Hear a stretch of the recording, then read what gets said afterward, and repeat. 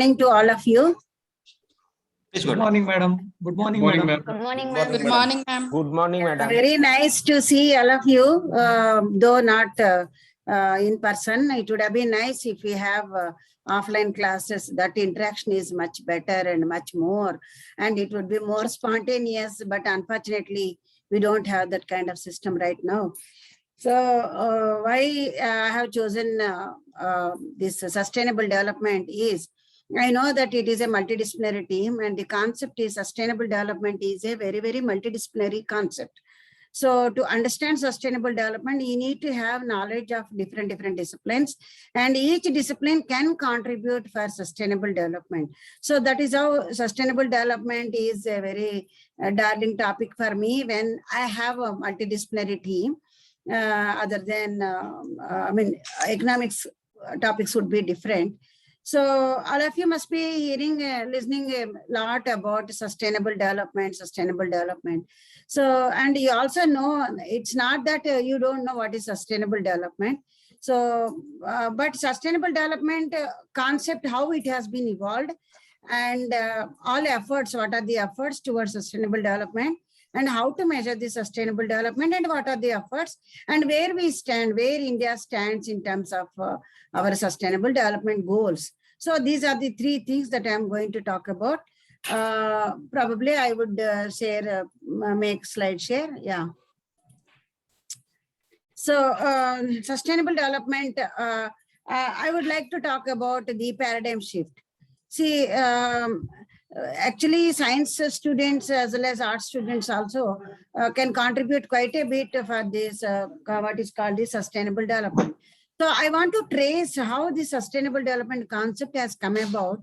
It is not just, it has been there since the development thinking has taken place. So it is somewhat a recent phenomena, recent in the sense not yesterday and day before yesterday, but there is a paradigm shift in thinking.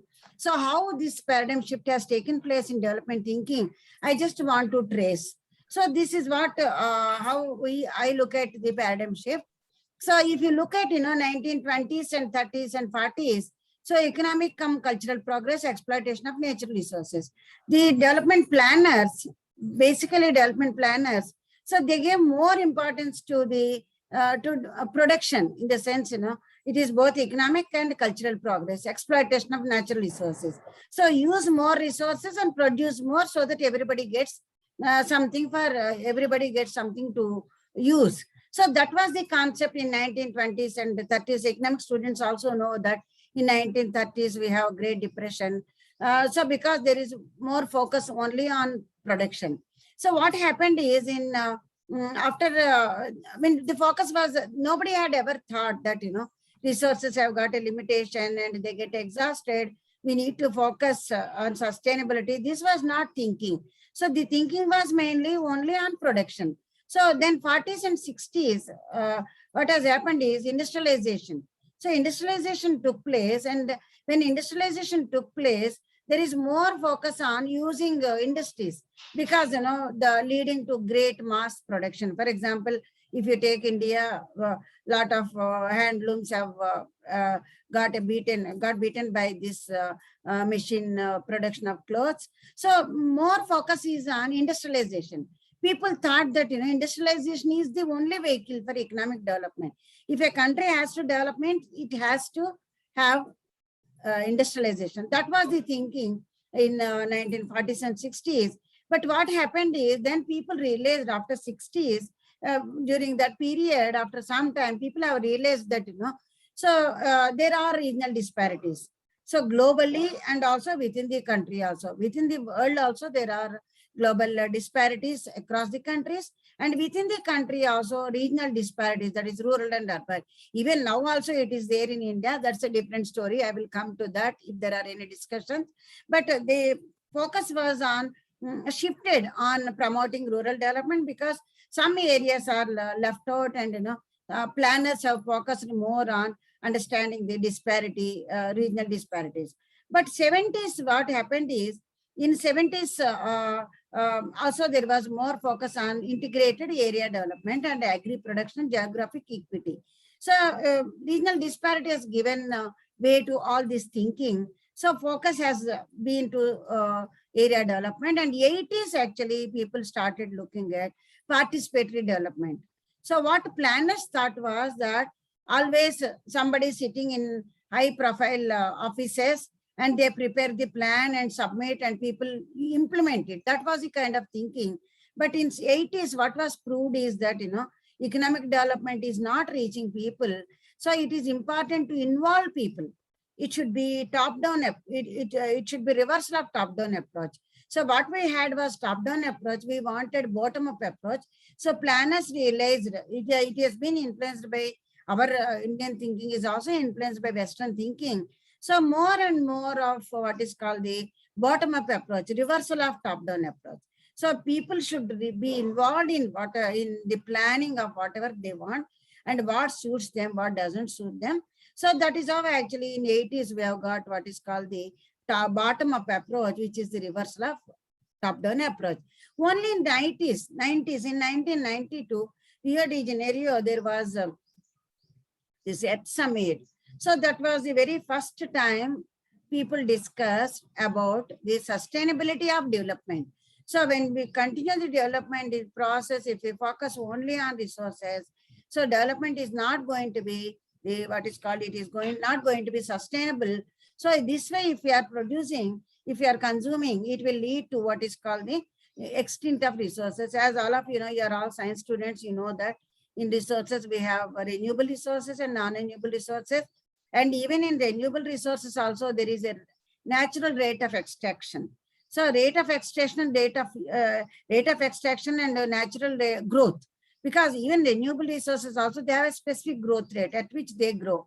But harvesting rate is decided by us. But regeneration rate is decided by nature. So nature has its own rate at which each species grows. Even in forest also, not all species grow at the same rate. And even in ocean, fish and ocean resources also, they don't go at the same pace. So that means, natural rate of growth has its own limitations, and rate at which you draw, there is a gap between the natural rate of growth and the rate at which we use resources. Because of this gap, sometimes resources may become extinct. So this is how actually that has given thinking that, the development should be sustainable.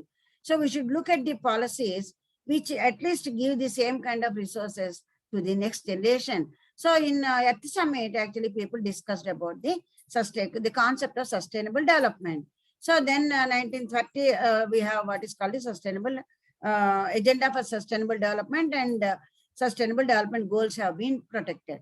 So a little bit on sustainable development, because I want you to understand what is sustainable development. So in your own field, in your own area of research, in your own field, you will contribute for the sustainable development.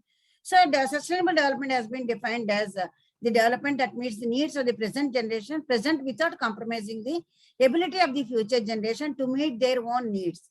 See, it is a question of today and tomorrow. Because in the case of resources, if you are harvesting today, but tomorrow it is not available or less is available. So sustainable harvesting is that, which we will also be using, and something will be available for the future generation also. That is how the harvesting should be made. So this is the reason why we have the concept of sustainable development looks at the time period, that is today and tomorrow. So it is a harmonious integration. So what the sustainable development definition, what it says is, it is a harmonious integration of a sound and viable economy and responsible governance, social cohesion, and ecological integrity. So all these are different dimensions of sustainable development to ensure the development is life-sustaining process. So sustainable development has what is called the economic development, environmental protection, social reform, and people's empowerment. So why they are important is, I will come to the next diagram. So these are the different dimensions of sustainable development. So what it says is, it is not, economic development is important. If we are equating economic development with increase in production of goods and services, and also availability of goods and services, so that is important for the life to go. It is essential. We can't do away with economic development. And at the same time, we also have social progress. We should also have the social progress, and also we should have the environmental sustainability. So if you concentrate only on economic development and social progress, we may be having a fair world. Yes, everything is equally distributed and everybody got their share. That is social equity. So if you focus only on economic development and social progress, we may have a fair world, but we don't know if that world is sustainable. Means same things are available for the future generation also, we don't know. So similarly, if you focus only on environmental responsibility and social progression, social progress, you may have a livable world because our resources are saved and you will have a livable world. But then also you don't know whether it is sustainable or not, because maybe people may not be able to get what they want, the availability of goods and services. So at the same time, if you focus only on economic development and environmental responsibility, you will have a viable world. It sustains. But we don't know whether it is social progress or not, whether everybody got equal share or not. So we don't know. So why all these things are important is we need economic development, which also increases which also increases production, which also is equally distributed, which also has environmental sustainability, where the resources are available not only for the present generation, but also the future generation. When all these things are combined, when all these things are taken care, what I mean by combine is, when all these things are taken care, we need economic development, we also need social progress, and we also have the environmental resources. Environmental responsibility. Only when all these three dimensions integrate together, when all these three dimensions are given equal attention, so then we will have what is called the sustainable development. So otherwise, you may have a fair world, maybe it is not livable. We may have a livable world which may not be sustainable. We may have a viable world which may not be socially progressed. So all these conflicts will be there if you don't focus on all these three dimensions. This is a beautiful picture, and it clearly sums up what is meant by sustainable development and why we need to look at the different dimensions. So sustainable development goals. So now everybody talks about sustainable development goals. What is this sustainable development goals? So sustainable development goals are also known as global goals. They were adopted by United Nations member states in 2015 as a universal call to action to end poverty, protect the planet, and ensure that all people enjoy peace and prosperity by 2030. See here, whatever three dimensions that I have spoken, they are here. So sustainable development goals, they focus on what is called they focus on ending poverty, which is economic development, ending poverty, protect the planet. It is important to protect the planet for sustainable development, and also people enjoy peace and prosperity. So when this peace and prosperity comes, when you have equal opportunity for everybody to achieve, everybody to access, when everybody has got equal opportunity to lead the kind of life that they want to lead, so then you will have the peace and prosperity for everybody. So sustainable development, these goals are adopted by United Nations member nations in 2015. So United Nations General Assembly adopted 2030 Agenda for Sustainable Development and as a universal transformative development strategy. So it commits the global community, because once you accept that you are part of these sustainable development goals, so all countries whoever has signed, they should make efforts towards reaching those sustainable development goals. So as I told you, sustainable development goals are made based on all those three dimensions of sustainable development. So moving more towards each of these goals will be able to, it will be able to take us to the sustainable development. So 2030 commits the global community. So all countries have committed to achieve these goals by 2030. Achieving sustainable development in its three dimensions, economic, social, and environmental, is a balanced and integrated manner. So there is in general widespread acceptance of why the integration of these dimensions is necessary, but there are also many questions as how to. See, there is, everybody accepted that, for sustainable development, it is important to have all these three dimensions. So that everybody accepted, but we don't know how to go about, how to achieve this. That is the task here. Yes, we know that we want to protect the environment. Yes, we know that we have to produce. And we also know that it has to be equally distributed. All these things are accepted. But how to go about? What are the measures? Why? Because there are trade-offs. There are trade-offs between environment and economic development. See, all of us know that economic development is important, and it also leads to increase in production, and it in the process of economic development, you will also be using environmental resources. But unless until these resources are used in a sustainable manner, so development is not going to be sustainable. But at the same time, to keep the resources available, you can't stop production. If you stop production, goods and services won't be available for people. We can't live the life that we are having. So there is trade-off. If you focus only on economic development, you'll be foregoing your environmental resources. But at the same time, if you focus only on environmental resources, you will not be able to achieve the development. So which, everybody gets equal part in the economic development. So how to manage these two? So that is the task of how to achieve the sustainable development. So our sustainable development goals, they only talk about targets. So each country has evolved their own methodology, their own methods of reaching those targets. So the mission statement of the sustainable development goals is a blueprint to achieve a better and more sustainable future for all by 2030. This is the mission statement. So these are the sustainable development goals. These are the sustainable development goals. These are 17 goals, and there are 169 targets.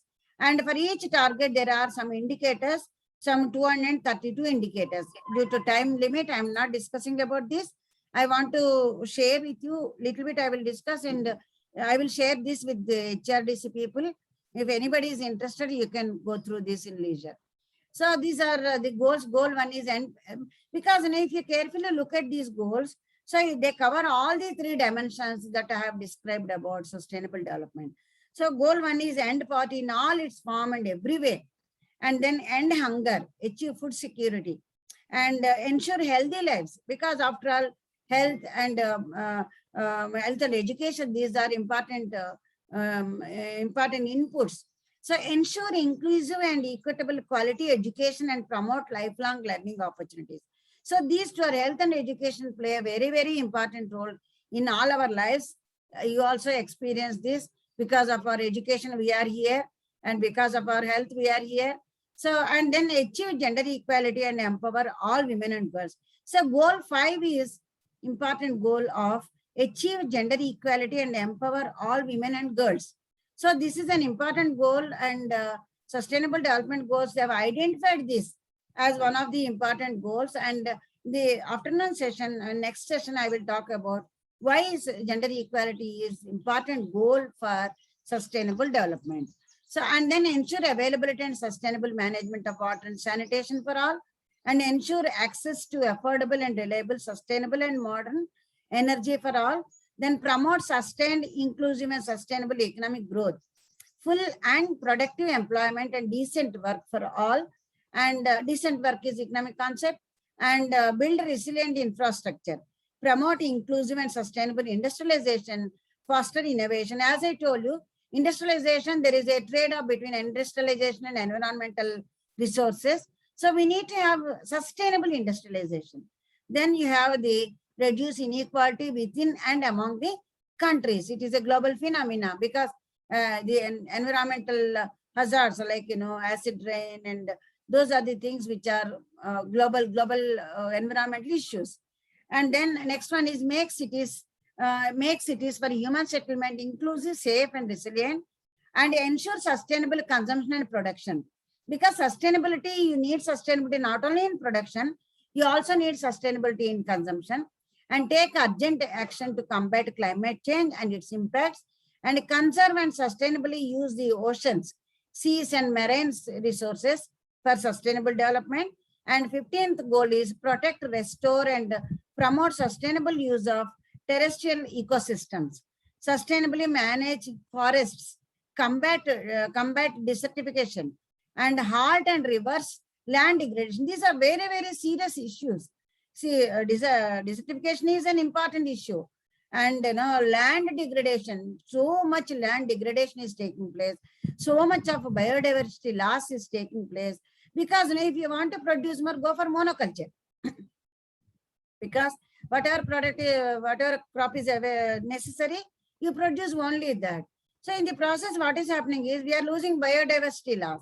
Biodiversity. So biodiversity is very extremely important for maintaining the environmental balance. So those are the things which need to be addressed. And goal 16 is promote peaceful and inclusive societies for sustainable development.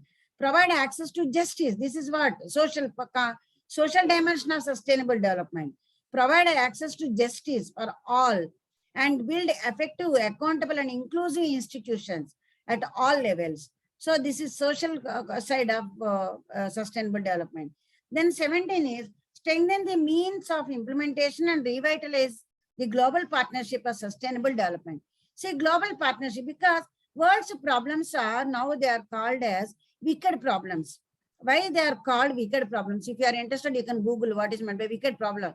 So wicked problems are wicked problems because if you try to solve one problem, another problem will emerge. It will have a unintended effect. Any particular policy, you will be starting with a particular intention, but it may have an unintended repercussions on some other variables. So it is important to look at it in a systematic way. So for which you need partnerships. You need partnerships not only among countries, you need partnership between industry and community. You need partnership between industry and government. You need partnership between the corporate sector and the grassroots level voluntary organizations. So such partnerships only will be able to bring. So sustainable development goals have given importance to the to what is called the partnerships for attaining the sustainable development. So why sustainable development? What are the relationship between green economy and sustainable development? Is green economy is a means for sustainable development, and the outcomes of the sustainable development will give us what is called the quality of life. This is how the this thing goes. So sustainable development measurement challenges. I'm not spending too much time on this because you are all from different faculty. And again, if you are interested, you can go through it. So, but why I made this these slides is mainly to tell you that measuring sustainable development is a very difficult concept. Difficult because you don't know how to operationalize the concept. We know that sustainable development it has got so many dimensions, but how to incorporate them and make them as a measurable indicator to know if we are moving towards sustainable development away from the sustainable development. So for which there are these are measurement challenges. So it is important to prioritize and interpret indicators, and we have to design indicators, and then we also have to collect the data and interpret, and so this is the design. We have to design and then collect the data and interpret it. These are some of the things. So there are several efforts, like global efforts, not only in India but other countries also. Several efforts have been made. Many people are involved in measuring the sustainable development, measuring indicators for sustainable development. So all these efforts have led to presently sustainable development goals and measurements, their indicators. So sustainable development indicators are developed, and Commission on Sustainable Development also, they came out with some measures, and also working group on statistics for sustainable development, they also came out with sustainable development goals. And UN Commission on Sustainable Development, they developed the framework, and this is the UN Sustainable Development Framework, and these are the indicators. They also use the same themes, and for each one they have given indicators. Poverty, how to measure? Proportion of population living below national poverty line. These are some of the indicators.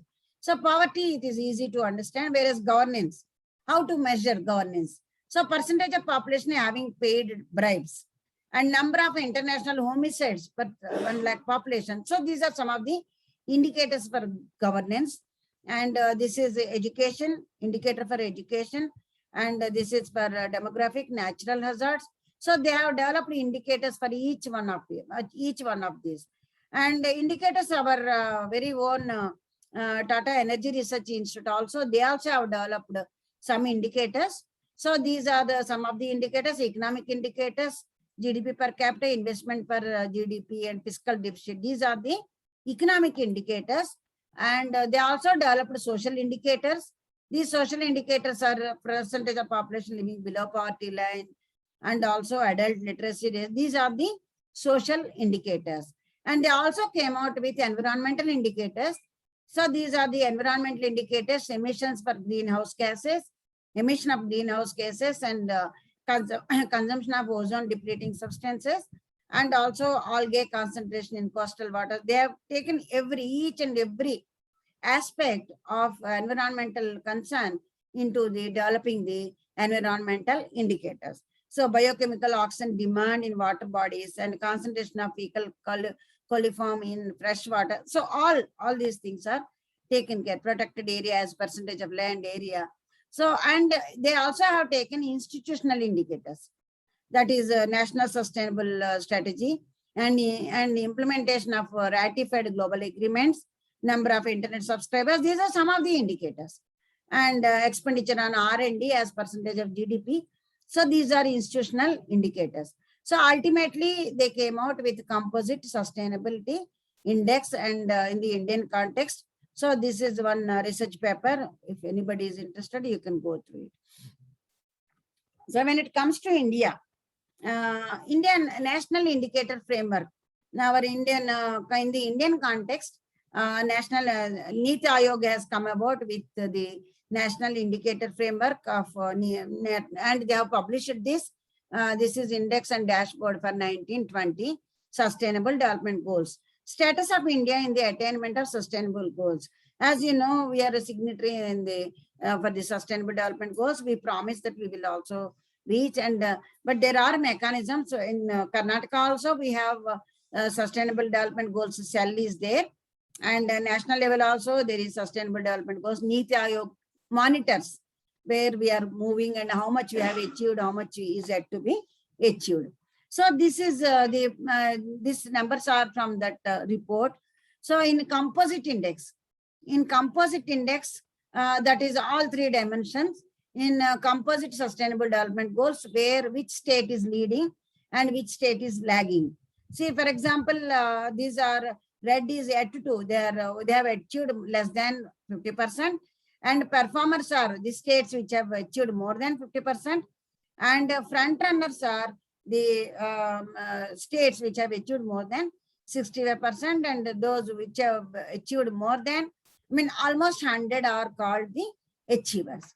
So we are yet to reach that 100 level, and this is, for example, Kerala in overall composite index. Kerala, we see that, Kerala, Himachal Pradesh, Andhra Pradesh, Tamil Nadu, Telangana, Karnataka, Goa and Sikkim. So these are front runners. So in all these 5-6 states, they have achieved more than 65%. Say 69%, 70%. Kerala, it has achieved 70%. So this is 2019 report. Maybe, I don't know, things must have changed after COVID and all, we don't know. But this is the latest available in 2019 from that report that I have taken. So here, performers, aspirants, everybody, I mean, each country has performed to some extent because this is composite index. So it has all the dimensions. So when it comes to disaggregator, we will see there are several states which are still lagging behind. But even here also you find that, we have only so many, what is called front runners, whereas, the performers are, many performers are there. And see, now it is about each goal, Sustainable Development Goal 1 and Sustainable Development Goal 2. So if you see you remember Sustainable Development 1 is poverty, no poverty. So in attaining no poverty, you will find so many states. So many states still only 23% achieved and 33% achieved. Like for example, Jharkhand, you find that only 23% it has achieved. And among states, Tamil Nadu, Tripura, Andhra Pradesh, Meghalaya, Mizoram, Sikkim. So these are the states which are in terms of poverty. So these states have achieved more than 60%, more than 65%. These are the states. So whereas in red color is more, in no poverty status, So red color is more. And whereas in zero hunger, there are many more states are in red color. Many more states are still have to achieve even 40%, 20%. They all have achieved some 22%, 24%, 26%.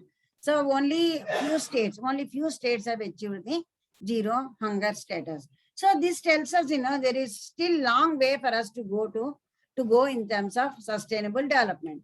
Whereas in good health and sanitation, you will find that, in good health and well-being, in good health and well-being and quality education.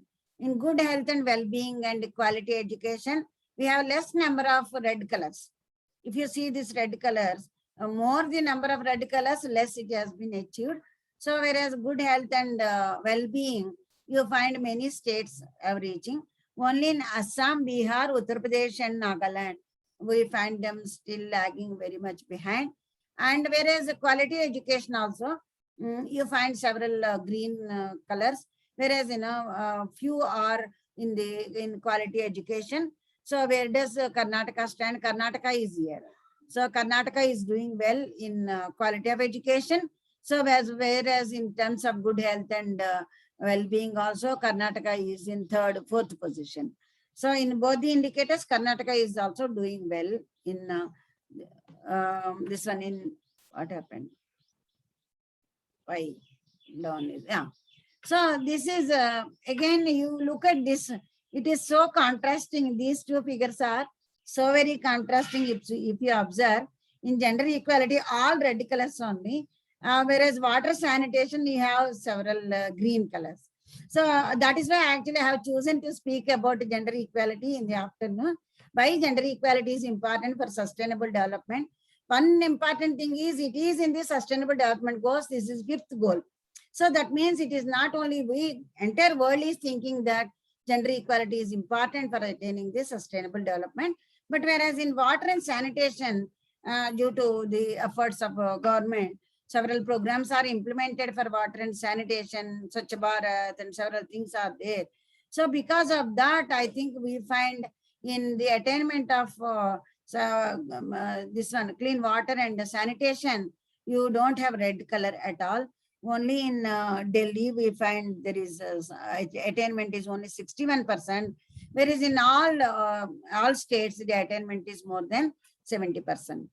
And whereas in the case of decent work and economic growth, so this is affordable and clean energy. So this is again affordable and clean energy. You know what is meant by clean energy. So affordable and clean energy also still in some states are yet to grow, yet to make a difference, yet to reach the 50% goal. They have not yet reached the 50% goal. Whereas in decent work and economic growth, still many states are in red. In the sense they are not yet reached even 30%. Say, not yet reached 50%. So Lakshadweep, Ladakh and Jammu Kashmir are in red, and Manipur, Meghalaya, Mizoram are in red in decent work and economic growth. So you may ask me, what does it mean, decent work and economic growth? There are indicators. Because of lack of time, I am not looking at each and every indicator. Everything is measured, and based on that, they arrived at these numbers. So this is the situation in terms of decent work and economic growth. Yeah. And the other one is industry innovation and infrastructure. And in the industry innovation and infrastructure, you will find, industry innovation and infrastructure and reduced inequalities. So industry innovation and infrastructure also, you have leaders and laggers. Industry innovation and infrastructure also, there are so many laggers. Lagging states are there. Whereas, reduced inequality also, you find a lot of laggers. So here, industry innovation, Karnataka is in third position. In 73%, it has achieved sustainable development goal. Haryana is in third position. Kerala, Haryana, Orissa, Himachal Pradesh, Punjab, West Bengal, Andhra Pradesh. Where is Karnataka? Madhya Pradesh. Karnataka is still here. We are in red color only, Karnataka. So in industry, innovation and infrastructure, but whereas, reduced inequality. In reduced inequality, we have less red color states. In reduced inequality, I think Karnataka is here. In reduced inequality, we have reached 70% of the goal. So whereas in sustainable cities and consumption and sustainable cities and communities and sustainable consumption. In sustainable cities and communities, we have many red in red. So many states are yet to reach quite a bit in sustainable cities and communities. And in this case of sustainable consumption also, you have many red and many in yellow. Yellow is also still long way to go. So they are also less than 60%. So in sustainable consumption also, you have several several states in red color. So whereas in climate action, many countries, many states are there. In climate action, so many states are yet to reach quite a bit of, they have not reached even the 40%, 36, 37, and 38, something like that. So many states are lagging behind in climate action, and also the life below water. Life below water is only where water resources are available. Only those states' data is available. So in this one, life below water, also many states have to reach. Still long way to go for these states with, that is what is called life below water. So this is the a synoptic view of what is called the sustainable. And one more is there, life on land. In life on land, many states have reached the more than 50% level. Only 2 states are lagging behind. Whereas in peace, justice, and strong institutions, we have good institutions. Whether they deliver what is needed or not, it is again a debatable question. But whereas we have peace, justice, we have strong institutions. We have Panchayat Raj institutions, we have several legal institutions, we have things in place. But what they deliver is again a qualitative thing that needs to be checked. And these are the, all these sustainable, because partnerships we have not included here, because partnerships are not in, there are certain partnerships that are being developed, but whereas rest of the indicators, rest of the sustainable development goals. So from this, what we understand is that there is still long way to go. Many states are lagging behind. So within India is a mini world. So within India, you find that, there are so many states lagging. Only here, if you find this Manipur and Sikkim, they have reached life on land. Manipur and Sikkim have reached 100%. So when it is possible for one state to reach, why not other states? So, but again, it depends on several other factors. So this is policy shifts needed for sustainable development. What is needed? So we have been talking about several things. So I want to keep some time for you people to interact. That's why I'm checking my time. So policy shifts needed for sustainable development. I think now you understood what is meant by sustainable development and how to measure the sustainable development, and where we stand, which state is leading, how many states are leading and how many states are lagging. So policy shifts are absolutely necessary. How to attain this? How to attain, policies will be translated into programs.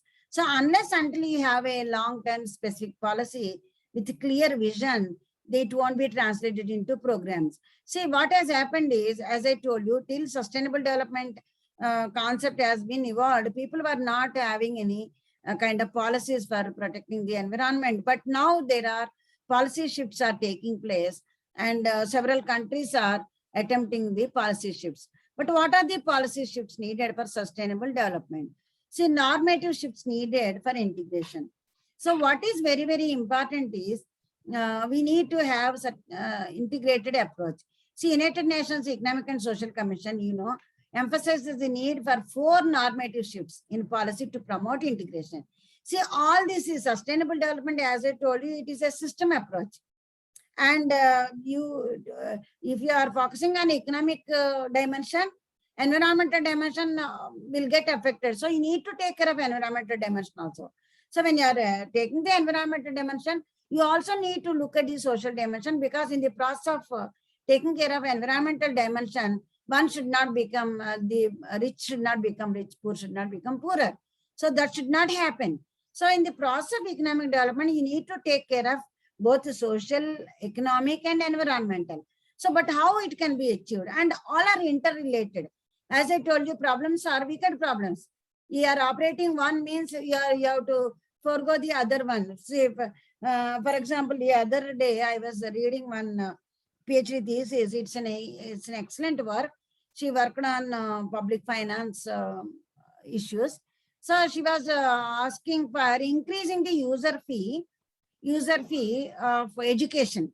So increase in user fee of education for the state. It is for the state of Haryana. She did the work.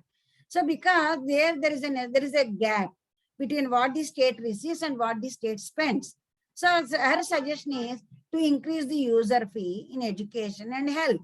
But increasing the user fee on health and education will have a lot of social repercussions. So you can't blanketly, you can't take a decision to increase the user fee. Again, you should have you should have differential treatment.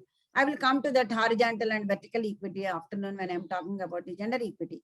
So it is important to have what is called the integrated approach. So what is to be integrated? That's what this escape people have suggested. One thing is the need for 4 normative shifts. These shifts are absolutely necessary for us to attain the integration, because policy analysis is one area where all of you can do, all of you can work, because policies affect every dimension of our life. So policies affect how the several like environmental issues or social issues or economic issues. So each policy will have differential impact on different dimensions of our life. So policy analysis in Western universities, policy analysis is one of the courses for which admissions are there for all people. From engineering, they enter into policy analysis.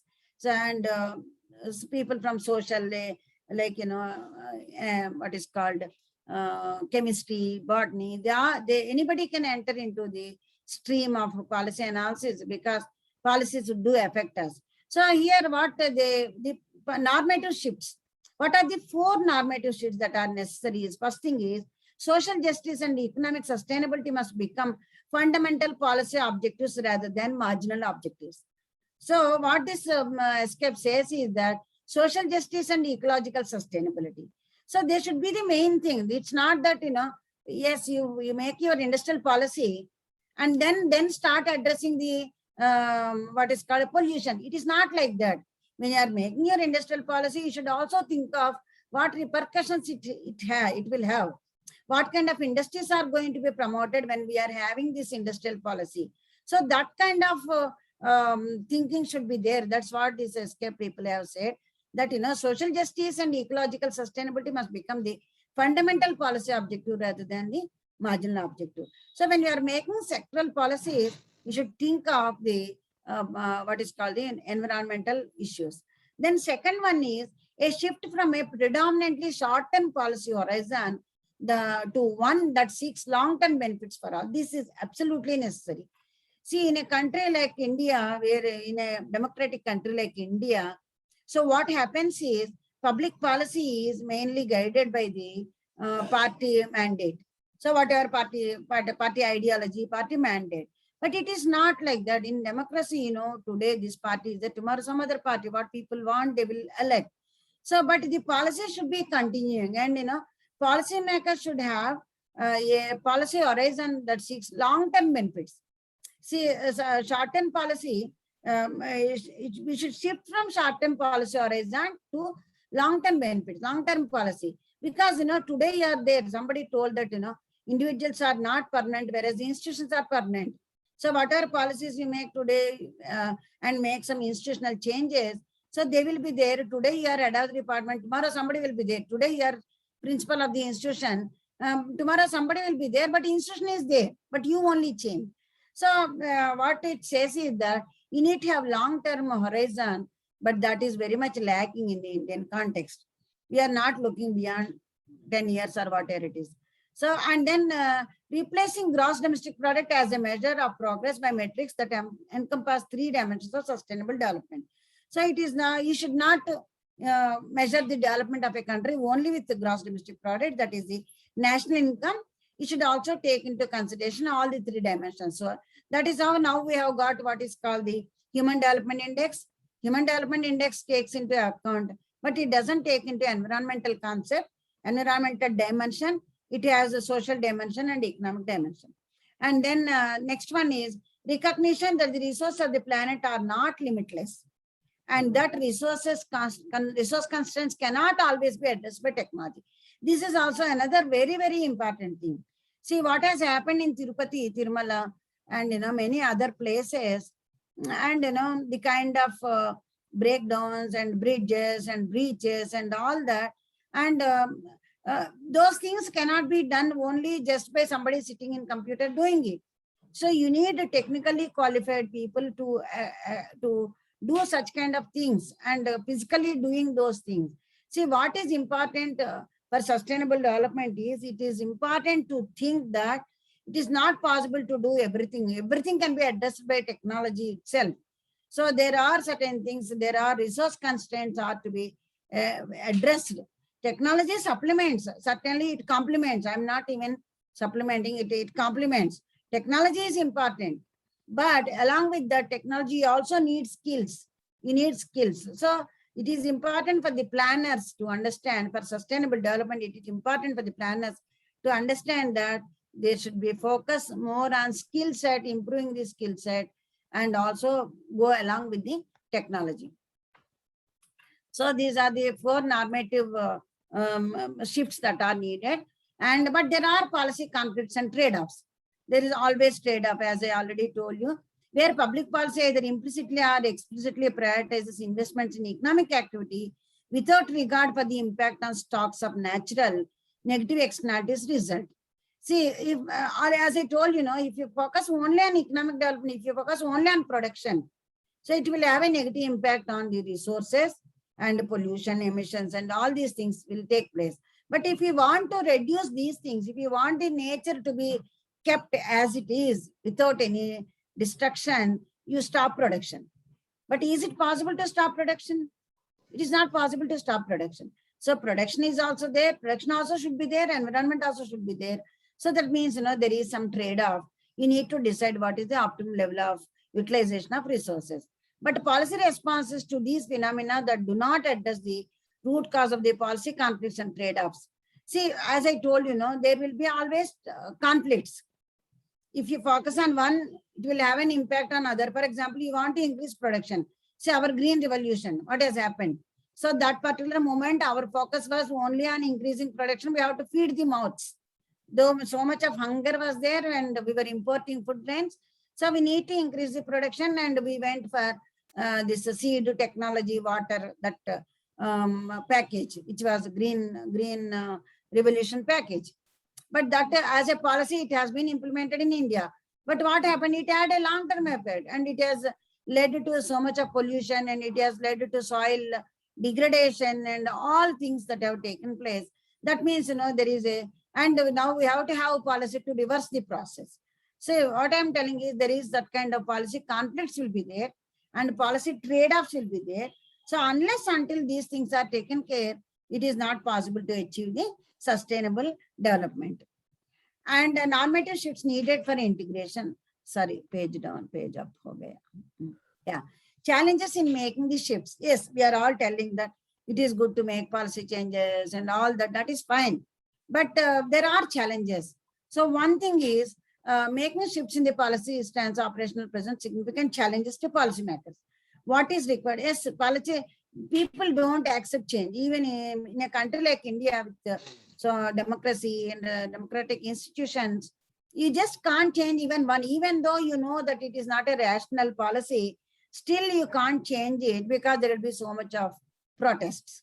So here, it is certainly a challenge, but what is required is reformed institutional frameworks, strengthened capacities, and high-level political commitment, and inclusive integrated vision of sustainable future. See, what is important is institutions are to be changed. People do resist change. Nobody would like to change. But it is important to have institutional changes, and capacities are to be improved. See, it is very, very unfortunate that now we are producing thousands and thousands of postgraduates and graduates, but how many of them can really perform a single task, like from whatever field they have studied? So they are not the capabilities, they are not the capacities. It is important to strengthen the capacities, and of course, high-level political commitment is important. As I told you, in democracy, it all goes by party mandate. So if political commitment, unless until political commitment is there, it is not possible to achieve the sustainable development and integrated vision of sustainable future. These are important things. So what is needed is system thinking. What is absolutely important is we need to have what is called the system thinking. As I told you, all are interconnected. There is so much of interconnectedness. Addressing poverty will have an influence on capabilities. Addressing poverty will have an influence on environment. Addressing environment will have an influence on distribution. So all are interlinked. So it is important to have system thinking. Systems thinking underlines the interconnectedness. So holistic thinking is very, very important, and balanced investment and across different forms of capital. So what are the different forms of capital is? We have natural capital, we have social capital, we have man-made capital. So natural capital is our natural resources, whereas man-made capital is our goods, our capital goods and all. And whereas the social capital is social cohesion and involvement of people, connectedness of people and belief in systems. So those are the social capital. So we need to have a balance and synergize between investments in different forms of capital. So how much has to go in developing the social capital? How much money has to go for capital, natural capital? Or how much has to go for man-made capital? So it is consciously the decisions are to be made, understanding the synergies and taking different forms of capital into consideration. So system foundation, system thinking as a foundation, improving the identification of stakeholders. So system thinking helps policymakers meet the challenges of an integrated development agenda. So how system thinking helps is, it helps in identification of stakeholders and in understanding the, for example, our human body is also a system. So when when some pain is there, we will be giving some medicine. So sometimes it will have an impact. If you take too much of painkillers, so it may kill the pain, but it will also have an impact on your stomach. So because it is a system, because all are connected, the same way even in the economy also. So all these things are interconnected. So it is important to look at the in a systematic approach. See, there was one example, some time ago, I read one story, it is a research paper only. So DDT spraying contains, some time ago, because to contain malaria, DDT spraying was advocated. So DDT spraying was nicely sprayed, and it contained malaria. But because of that, what happens is there is a study in US that because of the DDT, cats got affected. It seems cats died. Many cats died, and because many cats died, the rats population has increased so much that it has affected the food grains, and it has spoiled the food grains so much. Here it is because of the DDT spraying. So other repercussions are also observed, when you indiscriminately spray DDT, so other microorganisms which are useful microorganisms also will be dying. So it is important to look at what implications it will have. So multiple capital approach is important, as I told you: manufactured capital, natural capital, financial capital, human and social capital. So it is important this what is called Association of Chartered Certified Accountants, they have added intellectual capital also. So when government is taking policies, making policies, it is important to take into consideration all this capital to allocate the resources. So system approach, time is just going off. So one last slide, I want to talk about this weak sustainability argument and strong sustainability argument.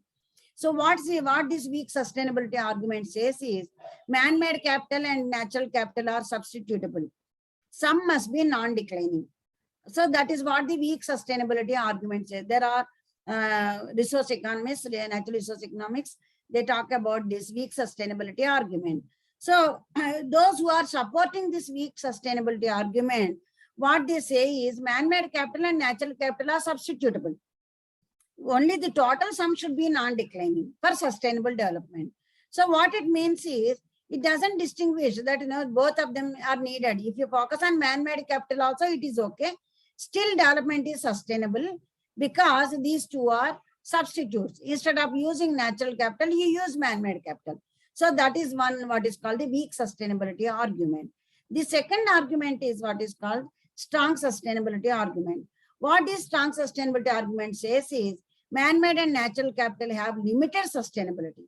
It is not possible to substitute man-made capital with natural capital. Natural capital has got its own characteristics and man-made capital has got its own characteristics. It is not possible to substitute everywhere man-made capital with natural capital. So what this strong sustainability argument says is that you must have equal quantity of or some equal proportion of both man-made capital and natural capital. So these two paradigms will give different kinds of policy prescriptions. The first weak sustainability argument policy prescription is like, you can focus on anything. You need not necessarily worry about natural capital. You make policies for promoting man-made capital and that will take care of sustainable development. That is the policy prescription comes from weak sustainability argument. Whereas from strong sustainability argument, the policy prescription is that you need to focus on both man-made capital and also natural capital because both are necessary. Both are necessary in certain proportions. You can't do away with this natural capital. You have to have some proportion or whatever is that proportion. You have to have both the capitals and they are not substitutable. They are complement. They complement each other. So it is not possible to attain sustainable development without having the component of both natural capital and social capital. Natural capital and the what is called man-made capital. So these two arguments, they give different kinds of what is called the policy prescriptions. So where we are going, what we are thinking, and how the policymakers are thinking. So that will determine the kind of policies. So it is important for sustainable development to take up the strong sustainability argument because which will lead to the sustainable development. So I think with this I will stop.